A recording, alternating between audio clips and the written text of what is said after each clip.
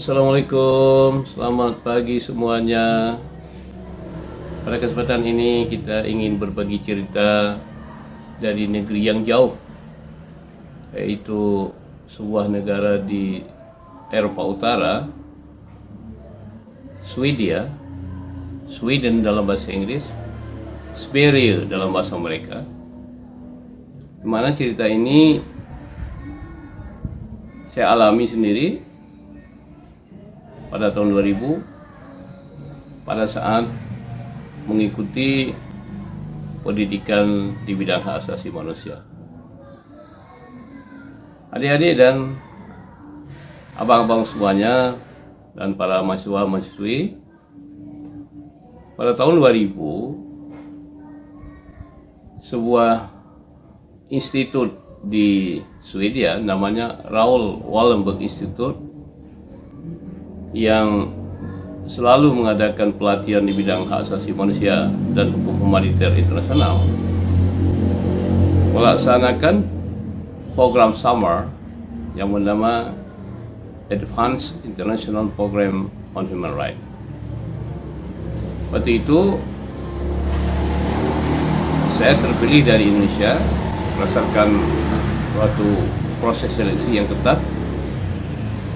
karena program advance ini setara dengan program diploma 1 postgraduate dan diikuti oleh 28 peserta dari 26 negara.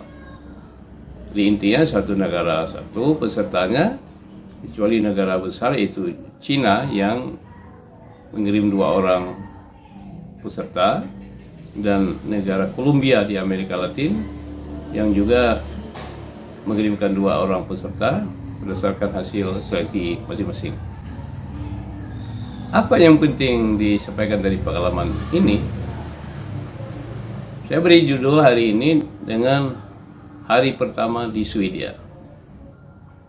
Mengapa harus hari pertama?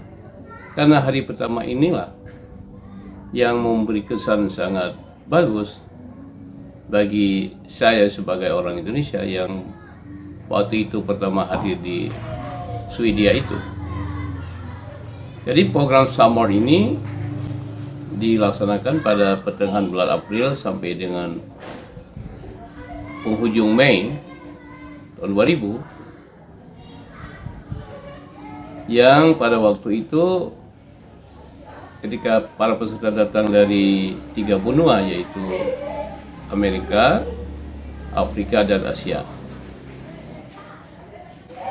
Seharusnya dimulai pada hari Senin, tetapi pada hari Senin itu hari libur nasional di Swedia.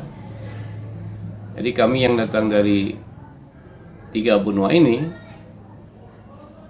diinginapkan di Hotel Concordia, sebuah hotel klasik di kota Lund. Ya, jadi acaranya ini ceritanya di kota Lund, Lund, sebuah kota kecil di bagian selatan Swedia yang disebut juga dengan daerah Skåne dekat Malmö, tidak jauh dari Copenhagen, ibu kota Denmark. Jadi karena perbedaan waktu antara Indonesia dengan Swedia itu 7 jam, maka biasanya orang mengalami jet lag. Ketika datang di Lund itu pada suatu hari Minggu, di sana sudah hari Minggu pagi, tapi di Indonesia ini beda jamnya, sudah 7 jam lalu waktu berlalu. Jadi sudah berubah total jam tidur kita, jam kerja, sehingga biasanya termasuk saya mengalami jet lag, itu mengalami perasaan yang tidak menentu. Karena suasana baru, kita mau tidur nggak bisa tidur, ya. Mau apa kita ingin duduk membaca juga perasaan kita kurang pas. Karena persoalan tidurnya di pesawat terbang itu mungkin tidak begitu bisa kita nikmati. Terbangnya dari Jakarta ke Amsterdam itu 13 jam. Kemudian di Amsterdam terbang ke Malmo, itu kota paling selatan di Swedia itu, sekitar 1,5 jam. Jadi lumayan jauh terbangnya. Inilah yang menyebabkan, karena penerbangan jauh dan perbedaan waktu, 7 jam menyebabkan kita mengalami jet lag. Apa yang ingin saya sampaikan? Karena suasana jet lag pada hari Minggu itu, hari pertama di Swedia, maka tidak bisa kita istirahat di hotel. Kita rebahkan badan juga, nggak bisa tidur. Nah, akhirnya daripada bingung-bingung di hotel, sementara teman-teman dari negara lain belum pada datang. Dari Afrika itu sudah datang 1 orang dari negara Malawi, tapi yang lain belum ada yang datang. Dari Amerika Latin belum datang hari Minggu itu. Dari Asia juga belum ada yang datang. Sehingga saya keluar dari hotel untuk melihat-lihat kota yang kecil itu. Ketika kita tanyakan ke resepsionis hotel,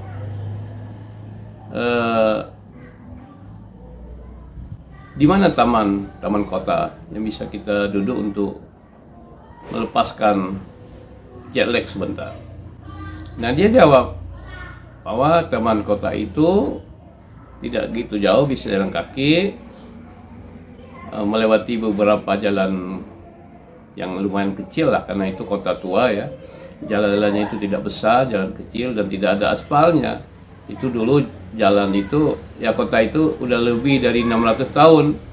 Jadi jalan itu dibikin sepertinya dari batu-batu itu yang kecil-kecil diatur rapi, sehingga tidak ada aspalnya. Tapi ramah, enak kita jalan di situ, tidak masalah karena mereka juga punya budaya jalan kaki kemana-mana. Nah, saya melangkah pelan-pelan mencari lokasi taman kota itu. Ketika datang ke jalan yang ramai, yang banyak dilalui oleh lalu lintas, saya memandang jauh ke depan, yang kebetulan di sebelah kanan itu sudah kelihatan juga taman kota, ada stasiun kereta api. Ketika sedang memandang ke stasiun kereta api itu yang ada di sebelah kanan, sementara lalu lintas mobil di sore hari itu lumayan banyak, jalannya 2 arah, karena di sana itu kan jalur mobilnya itu beda dengan di Indonesia. Mereka jalan di kanan, kalau kita di sini di kiri. Tanpa terasa, ketika saya berhenti di trotoar, mobil yang lumayan banyak dari arah kanan arah kiri itu tiba-tiba mengerem, trut, bunyi remnya. Begitu saya lihat ke kanan kira-kira sekitar 8 meter, ke kiri sekitar begitu juga, mobil semua berhenti. Ya, jadi saya agak kaget kenapa berhenti. Ternyata alhamdulillah saya dengan insting yang kuat cepat paham bahwa ini gara-gara saya berhenti di trotoar. Mereka mengerem. Nah, langsung insting saya itu bekerja, ya langsung berjalan cepat menyeberang jalan itu, walaupun tidak ada niat semula untuk menyeberang. Nah, saya tersadar kemudian, mengapa mereka mengerem begitu melihat ada orang berhenti di trotoar? Karena alasannya mereka berpikir kita ingin menyeberang. Padahal kita ini orang asing baru pertama datang ke negeri itu, hanya ingin melihat-lihat. Tapi begitulah rasa kemanusiaan masyarakat Swedia itu. Ketika orang ada ingin menyeberang, itu mereka cepat sekali mengerem mobilnya walaupun mereka sedang ada keperluan penting. Dan itu seperti di komando. Jadi kiri kanan rem semua. Itulah sopan santun yang pertama saya dapatkan dari masyarakat Swedia, yang kita kenal luas bahwa negara Swedia itu sebuah negara liberal yang konotasinya itu masyarakat liberal itu masyarakat bebas, yang nilai-nilai yang mereka anut juga nilai liberal, tidak dekat dengan nilai-nilai agama seperti yang dianut oleh masyarakat Muslim atau masyarakat agama lainnya. Tetapi akhlak mereka ini yang luar biasa. Dia menghormati pejalan kaki itu dan memberhentikan mobilnya, memberi kesempatan terlebih dahulu kepada orang yang ingin menyeberang. Nah, ini pengalaman yang baik bagi adik-adik dan abang-abang sekalian, mahasiswa-mahasiswi ini. Macam apa akhlak mereka itu? Padahal mereka tidak belajar agama, tidak belajar Islam. Ya, mungkin boleh saya katakan sedikit bahwa negara di Eropa Utara itu dan juga Eropa Barat itu dulu kan negara agama yang dimana pemimpin agama Kristen Katolik itu berkuasa. Mereka mendirikan gereja katedral di berbagai kota di negara-negara di Eropa Barat dan Eropa Utara itu. Jadi identik mereka itu dengan masyarakat Katolik. Nah, sekarang pada abad ke-20 sampai 21 dan seterusnya ini kita saksikan bahwa gereja katedral itu yang dibangun di setiap kota sebagai ikon kota itu kosong. Jadi hari Minggu pun mereka tidak ke gereja. Kalau ada satu dua yang tua-tua, karena yang muda-muda itu sudah tidak lagi beragama, sudah menjadi orang ateis. Di gereja itu sudah tinggal. Sedangkan pemerintah yang menjalankan kekuasaan itu adalah pemerintah nation state, pemerintah negara bangsa, bukan negara agama. Sehingga pemerintah tidak mengurus gereja. Ini bagian dari proses sekularisasi yang mungkin kalian ini sering mendengar istilah negara sekuler, yaitu negara yang tidak mengurus agama. Jadi hanya mengurus persoalan-persoalan publik yang menyangkut dengan kepentingan warga negara saja. Agama itu tidak diurus oleh negara. Ini yang disebut dengan negara sekuler. Nah, dari pengalaman yang sederhana ini, apa pelajaran yang harus kita ambil? Yang pertama, bahwa adab kesopanan masyarakat di Swedia itu begitu bagus kalau kita bandingkan dengan negara kita Indonesia. Dalam berlalu lintas mereka begitu bersopan santun, begitu menghargai orang lain. Sebaliknya di negara kita Indonesia, macam apa amburadulnya lalu lintas itu? Kalau kita lihat kemacetan di Jakarta itu yang begitu parah, yang tidak pernah bisa diuraikan, sering menelan korban orang. Ini pengalaman nyata seorang sahabat saya yang datang dari Aceh ke Jakarta dulu. Masih muda, masih selesai SMA untuk melanjutkan kuliah di Jakarta. Setelah dia berada pada tahun kedua Jakarta, itu ditabrak mobil di jalan Warung Buci Raya ketika menyeberang jalan. Jadi ini bukan satu-satunya kasus, tentu banyak lagi kasusnya. Dan saya sendiri juga mengalami cukup sulit menyeberang jalan di kota Jakarta itu, kecuali di beberapa tempat dalam protokol yang telah dibangun jembatan penyeberangan. Tapi lebih banyak jalan yang tidak ada jembatan penyeberangannya.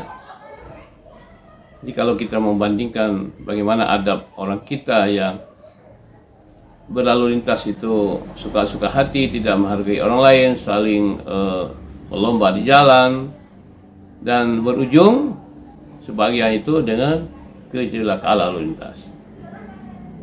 Apalagi di musim-musim acara tertentu kita sering mendengar laporan polisi bahwa angka kecelakaan lalu lintas itu meningkat. Ya, artinya dari tahun-tahun itu seiring dengan meningkatnya jumlah mobil, jumlah sepeda motor, meningkatnya penduduk, itu angka kecelakaan lalu lintas juga ikut meningkat. Apakah bangsa kita tidak bisa bersikap seperti bangsa-bangsa yang telah bisa hidup dengan tertib, dengan menghargai orang lain? Ya, ini suatu pelajaran bagi kita. Mengapa bangsa kita tidak bisa tertib? Lalu lintas itu juga suatu cermin tentang kepribadian bangsa itu. Jadi kalau mereka para penulis Barat itu menyebut dengan negara Eropa Barat itu, Eropa Utara itu sebagai civilized nation, bangsa yang beradab, maka penulis itu tidak ragu-ragu juga menyebut negara lain yang masih amburadul ini dengan negara yang belum beradab, uncivilized, walaupun tidak selalu benar yang mereka katakan. Tapi mereka tidak ragu juga menyebutkan negara di Asia, di Afrika yang tertib sosial itu sangat minim sebagai bangsa yang belum menjadi bangsa beradab, belum menjadi civilized nation.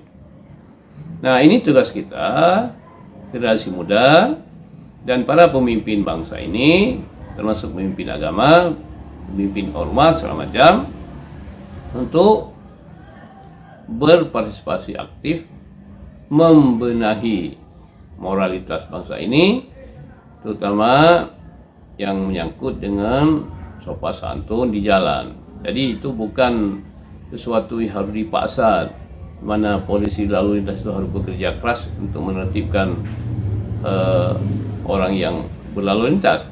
Tapi kesadaran kita yang harus ditumbuhkan di dalam hati sanubari, supaya semua warga negara itu bisa menikmati transportasi yang nyaman gitu. Jadi dengan punya kesadaran yang merata, maka bangsa ini akan nanti bisa menjadi bangsa yang tertib di dalam kehidupan sosial, mulai dari kehidupan dalam berlalu lintas dan bidang-bidang kehidupan yang lain. Jadi saya kira ini tips ya, dari negara Swedia, sebuah negara di Eropa Utara yang disebut juga dengan negara-negara Nordik. Perlu saya tambahkan bahwa Swedia itu negaranya luas, tapi penduduknya tidak banyak. Negaranya begitu luas, ke utaranya itu karena temperaturnya dingin, tidak banyak penduduknya. Tapi selatan yang tidak begitu dingin, banyak penduduknya. Di penduduknya itu ada sekitar 9 juta, dan 6 juta itu imigran, orang-orang pendatang dari Afrika dan dari Asia. Jika demikian sebagai pengantar untuk kuliah kita, ya, dan juga kepada semua pendengar yang menyukai pertukaran pengalaman, terutama pada era globalisasi ini, kita punya pengalaman internasional yang perlu kita share kepada teman kita. Ya, saya kira demikian. Terima kasih. Assalamualaikum warahmatullahi wabarakatuh.